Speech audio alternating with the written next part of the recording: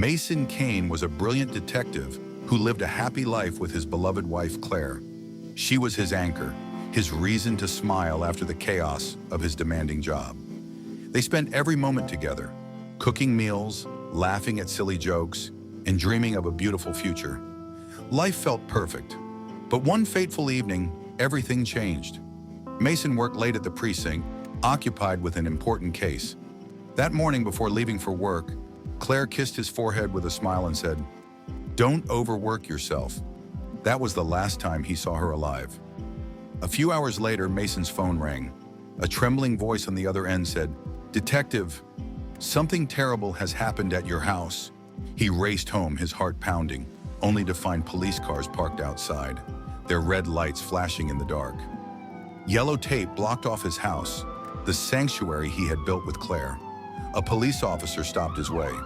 "Detective Kane, I'm so sorry. Your wife, she's gone." Mason's legs gave way beneath him. His world crumbled. How could this happen? Why Claire? Why? After some time, Mason was escorted inside. The living room was in complete disarray. The furniture was overturned, shattered glass lay on the ground, and there were traces of blood. It was calculated, not a random crime. Claire had been murdered, and Mason knew it immediately. The police officer said, "We'll handle the case." But Mason replied, "No. This isn't just a case. This is my life, my Claire. I will find the person who did this." At Claire's funeral, standing in the pouring rain, Mason felt utterly broken. When they lowered her coffin into the ground, tears streamed down his face. He knelt by her grave and whispered, "I promise, Claire, I will find the one who did this to you. No matter how long it takes, no matter where it leads me, I swear it."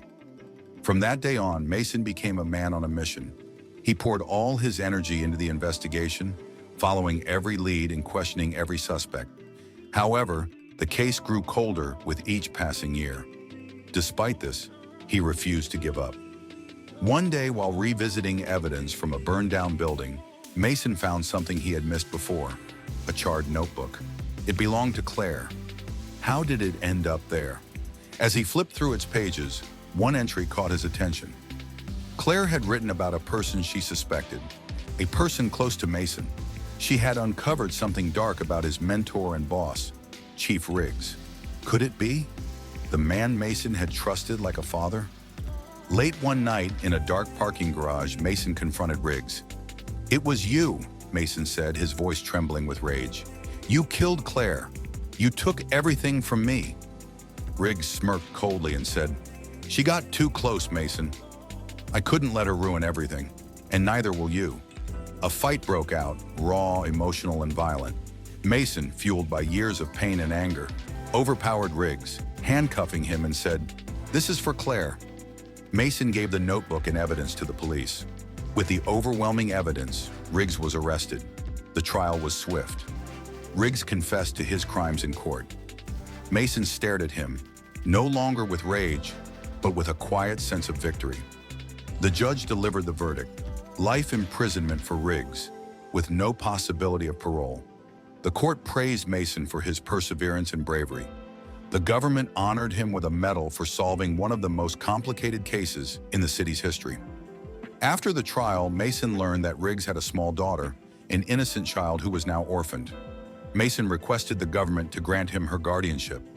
He knew what it meant to be alone and didn't want her to experience the same pain he had. At first, Mason struggled emotionally, uncertain if he could care for another life while still grieving Claire. But as time passed, the girl became a ray of light in his life. She reminded him that even after the darkest storm, life could begin anew. Together, they built a peaceful, happy life. Mason provided her with love, education, and care. The years brought joy, laughter, and love. One evening, as they sat on the porch watching the sunset, Mason looked at her and thought, "Life is never about what we lose, but about how we choose to move forward. Even in our greatest losses, we can find a reason to keep going. Love, forgiveness, and second chances can mend even the deepest of wounds." The horizon glowed golden, and Mason knew that Claire would always be part of his journey. Proof that healing is possible, that hope is real, and that strength can come from the unlikeliest of places.